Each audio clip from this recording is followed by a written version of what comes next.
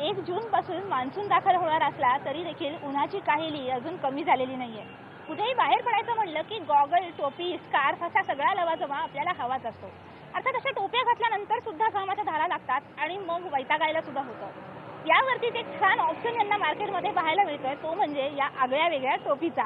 त्या टोपीची खासियत म्हणजे उन्हामध्ये तुम्ही कुठेही गेलात आणि ही टोपी घातली की याचा जो पंखा आहे हा पंखा चालू होतो आणि त्यामुळे तुम्हाला उन्हाचा त्रास अजिबात होत नाही।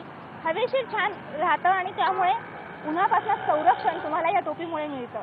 आणि याची खासियत अशी आहे की याच्यावरती जो सोलर पॅनल आहे त्याच्यामुळे ही टोपी चालू होते आणि सावलीमध्ये तुम्ही गेलात की ती बंद सुद्धा होते। त्यामुळे एक छान ऑप्शन हा पाहायला मिळतोय। आपल्याबरोबर इथले दुकानदार आहेत, मला सांगा की किती प्रतिसाद पाहायला मिळतोय, कशी खरेदी करतायत लोक या टोपीची? त्याला विक्री भरपूर आहे। त्याची किंमत कमीत कमी 300 ते 350 पर्यंत आहे। विक्री खूप आहे त्याला।